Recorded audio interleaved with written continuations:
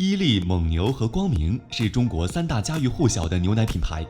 在率先推出常温酸牛奶莫斯利安于2012至2014年狂揽107亿销售额后，伊利和蒙牛也分别推出了安慕希和纯甄。受此影响，光明在近2年的财报中都再也没有提及过莫斯利安的销量。也许有很多人在提到最好吃的冰淇淋雪糕时，都会给光明冰砖投上一票。但是不可否认的是，对于一直缺乏明星代言、推广不到位的光明来说，它和伊利、蒙牛间的差距已经越来越大。截止目前，伊利和蒙牛的市值分别为1825亿人民币和1125亿港币，而上海光明乳业的市值仅为133亿。要知道，早在2002年上市之初，光明的市值还远超二者。从3足鼎立到2龙戏珠，光明牛奶是如何掉队的？触摸品质，发现未来，欢迎观看10万个品牌故事之救救光明。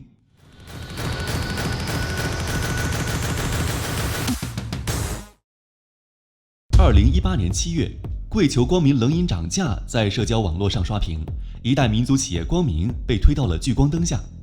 王家芬是光明乳业的第1任董事长，在他的带领下，光明从一家牧场荣登中国乳业第1股。也是在他的带领下，光明与法国巨头达能斡旋了15年，才终于没有重蹈中华牙膏的覆辙，保住了经营权。光明最早成立于1950年，当时整个上海找不到一家中国的冷饮品牌。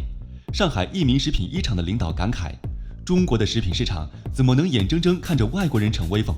于是光明雪糕生产上线。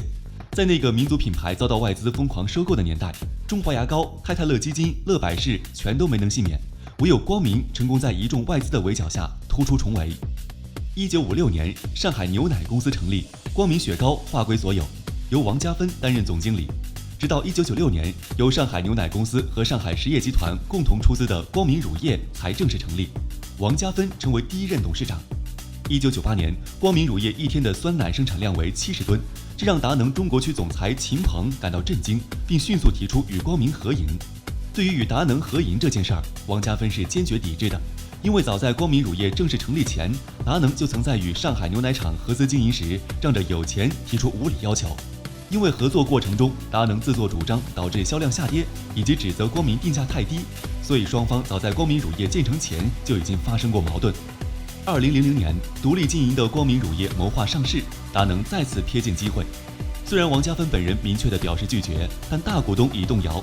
对此，王家芬提出的条件是，达能不许在中国卖酸奶，且旗下酸奶业务要划归光明所有，使用权为10年。这一条件的提出，保证了酸奶在日后成为光明财报的主要收入之一。2002年，改制后的光明乳业在 A 股上市，年营收50亿。当时的伊利也不过40亿营收，蒙牛更是只有4.59亿。在1997年至2003年间，伊利还没走出内蒙古，蒙牛才刚诞生，3元坐享京城，3鹿专注奶粉。随着人们收入的增加，外省产销本土化以及邀请田亮担任代言人，光明销售额从10亿飙升至60亿。2003年拐点出现，光明的酸奶业务高歌猛进，常温奶市场却被蒙牛和伊利2分天下。达能亚太区总裁再次提出要与光明组建一家合资公司，并威胁如果光明执意反对，下场会和乐百氏一样。2002年，市场上被娃哈哈击败的乐百氏遭达能收购，领导层大换血，至今份额寥寥。达能表示，光明现在经营得很好，但未来呢？达能将在中国投入10亿美元来占领40%的酸奶市场。光明完全可以拿到达能的技术，但同时要交出运营权。铁娘子王家芬大发雷霆，一拍桌子扬长而去。但大股东的再次动摇，还是导致2004年光明允许达能增持股份，2010年前不得超过20%。底线是公司的经营权必须紧握在光明手里。当时的国营企业决定权掌握在大股东手里，王家芬只是工具人。因此，达能看到光明内部的这一问题，试图越过20%这条线。再加上2005年光明爆出回收奶丑闻，全国人民都认为光明牛奶就是毒牛奶、变质的牛奶，光明乳业成为了坏牛奶的代名词。接着，光明的股价急剧下滑，内部员工及管理人员人心惶惶，造成光明内外受困。这场危机让光明失去了甩开伊利、蒙牛的机会，元气大伤。而蒙牛凭借超级女声，仅酸酸乳这一单品就狂销几十亿。再加上王家芬指出，关于回收奶全行业都在这样做，导致光明不仅遭到消费者的质疑，连各大厂商也对其投去敌视目光。2005年年底，内蒙双雄将光明拉下神坛。2006年，光明终于摆脱了达能的纠缠，后者选择与蒙牛合作，经营权保住了，但是把这么大一个金主推向竞争对手，让王家芬心有余悸。2年后，王家芬正式卸任，郭本恒接过烂摊子。在担任总经理的12年里，体制问题一直是王家芬的心病。经营者不掌权，一切问题大股东拍板，直接导致光明无法在奶源等布局上寸土必争。郭本恒上任后，把光明的复苏时间定为3至5年。畅优、汉方草本酸奶等单品的出现，都帮助光明渐渐走出回炉奶事件带来的影响。2009年，光明常温酸奶莫斯利安推向市场后，销售额一路狂飙。2010年11月，光明乳业收购第一家境外子公司新西兰新莱特，开始了迈向全球化的重要一步。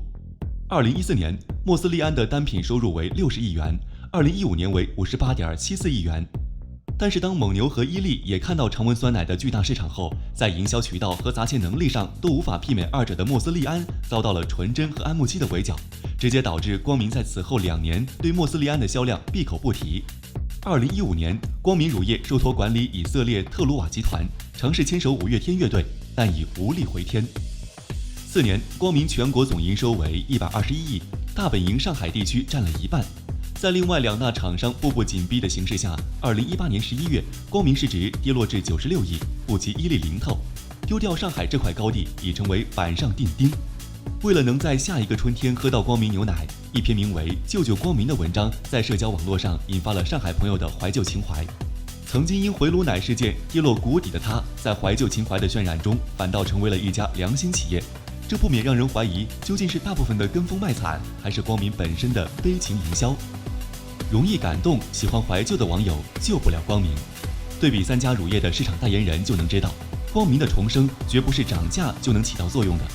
产品研发过慢，没钱营销，不务正业，做什么光明西餐厅，以及本身牛奶这种东西就没有谁家的绝对好喝这一说，都为光明今后的发展蒙上了阴影。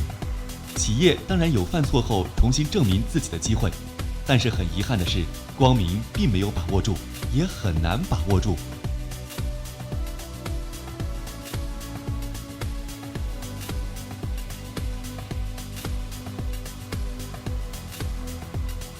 喜欢本期视频的话，记得关注加收藏，谢谢支持。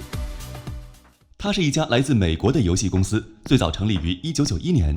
在去年五花八门的大逃杀游戏中，曾凭借早在2011年就开始设计的游戏，一举击败了所有对手，让创始人的身家第一次超越了威社的创始人季胖。他是谁？欲知详情，敬请关注下期节目。